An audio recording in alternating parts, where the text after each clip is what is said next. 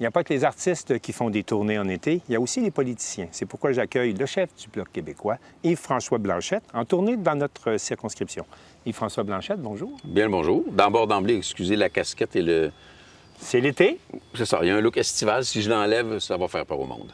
Avant de parler des raisons de votre tournée ici, parlons un peu de la dernière élection. Ça fait déjà plus de 2 mois que l'élection a eu lieu. C'est quoi votre analyse de ce qui s'est passé pendant l'élection, 2 mois plus tard, là, le nez moins collé un peu sur la fenêtre? L'analyse n'est pas complète. Les premières semaines après une élection, dont on peut rationnellement dire que ça s'est finalement pas trop mal passé pour nous, si on se compare aux autres qui n'ont pas gagné. Les premières semaines, tu gères les émotions des gens qui ont vécu un recul, qui ont perdu dans leur circonscription, qui ont été déçus, à qui ça fait de la peine. Parce qu'on avait, après 5 ans et demi d'extrême stabilité au sein du caucus, avec seulement 3 députés qui avaient changé, par choix d'ailleurs, à la dernière élection, puis avec d'excellentes recrues, il y a un choc, il y a un deuil purement émotif. Il y a de la crainte là, qui s'installe au début de campagne.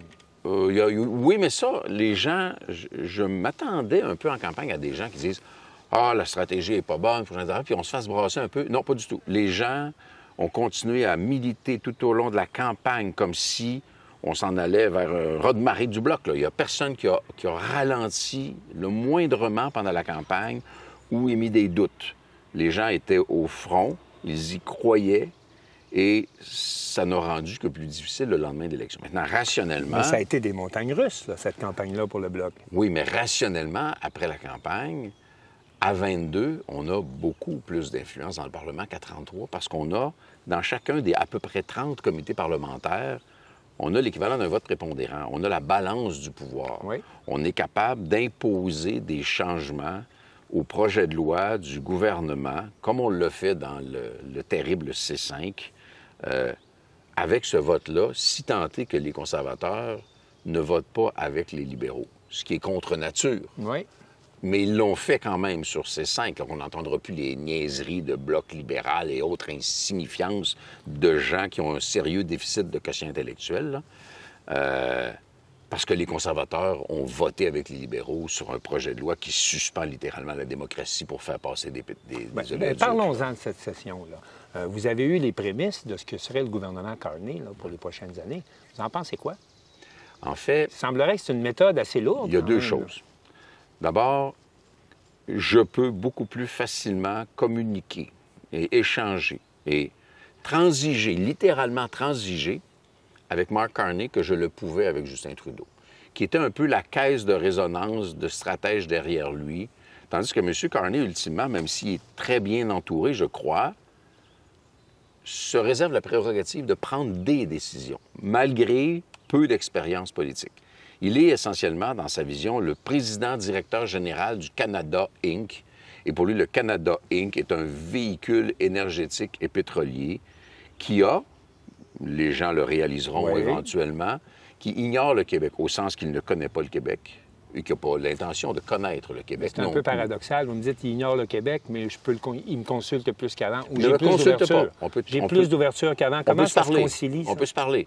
La gestion de l'offre est le plus bel exemple. Une bonne partie du règlement de la gestion de l'offre s'est passée dans une rencontre d'environ 45 minutes, dans son bureau, 90 en français d'ailleurs, où il y avait... C'était pas... On bradait pas, mais on comprenait ce que l'autre espérait, puis ça s'est bien passé pour la suite. Il y avait un dialogue possible qui était plus difficile auparavant. Ah oui, auparavant, c'était très façade, c'était très superficiel.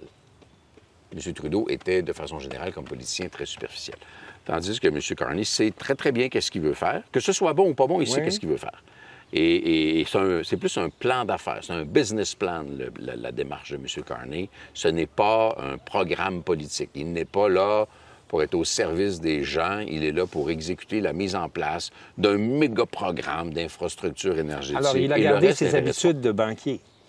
Il a gardé les habitudes des gens qui sont son monde à lui. Et son monde à lui, c'est l'univers de la haute finance internationale, singulièrement européenne, ce qui fait que les milieux internationaux, les chefs d'État l'accueillent comme un ami.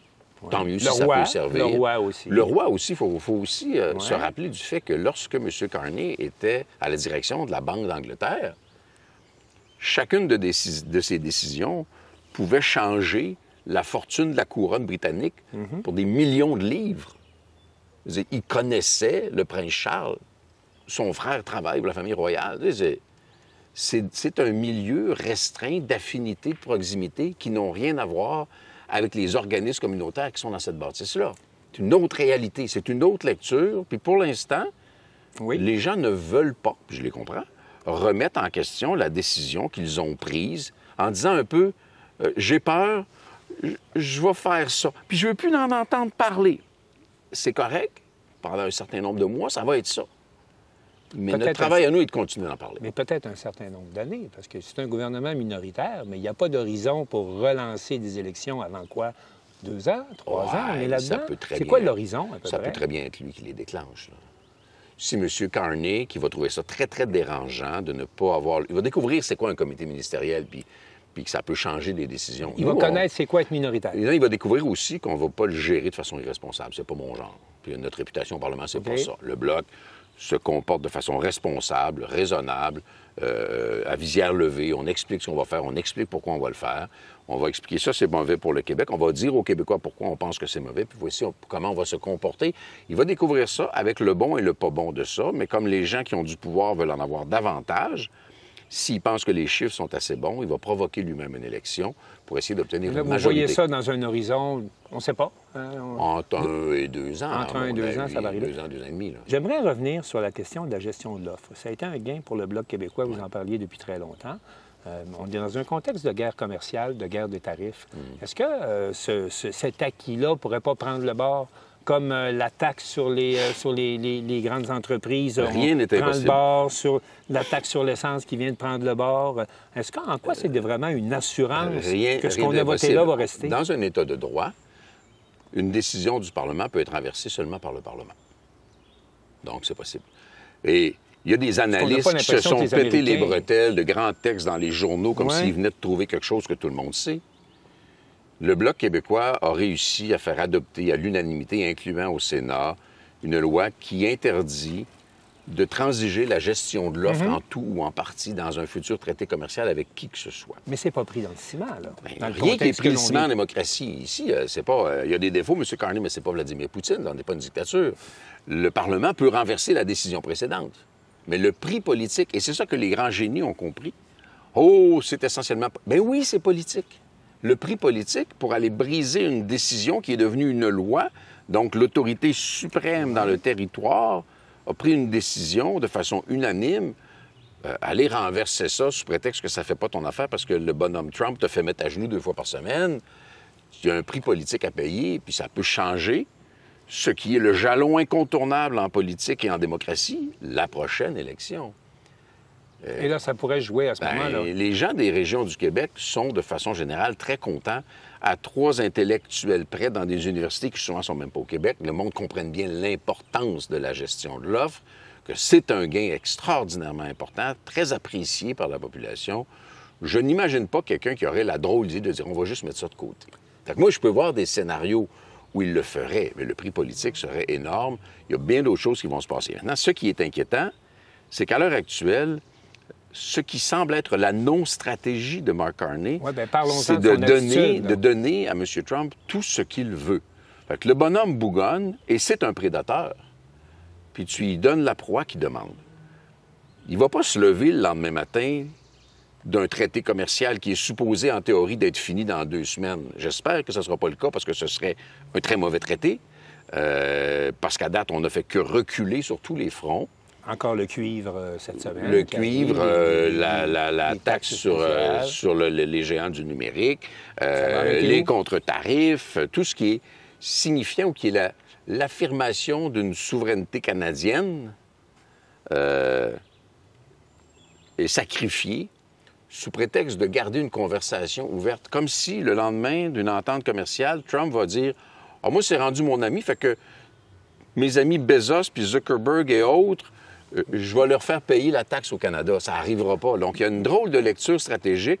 C'est comme s'il faisait... Bien, nous autres, notre travail comme opposition, il y a 2 choses qu'on peut faire. On est capable de modifier des lois en comité. On l'a fait sur ces 5. Je vais vous donner un exemple, puis c'est pas banal. C5 disait dans sa version originale, C5, c'est une loi qui donne au ministre Hodgson puis au ministre Leblanc, essentiellement, ils vont travailler ensemble avec M. Carney, le pouvoir de suspendre l'application de toutes les lois canadiennes et de tous les règlements canadiens. Ouais. Autrement dit, il n'y a plus d'état de droit. Le ministre convainc sa gang, on fait ça. Les lois sont... Le code pénal peut être suspendu, la loi sur les langues officielles, la loi sur les Indiens, toutes les mesures de protection, tout ça peut être suspendu par décision du ministre, parce que même si on en a fait exclure, l'article suivant dit « Mais nonobstant ça, on peut toutes les suspendre pareil ». Et il disait qu'il fallait consulter les provinces. On a réussi à remplacer « consulter les provinces » par avoir l'accord des provinces. Donc, c'est une lutte de virgule, paragraphe par paragraphe. Là.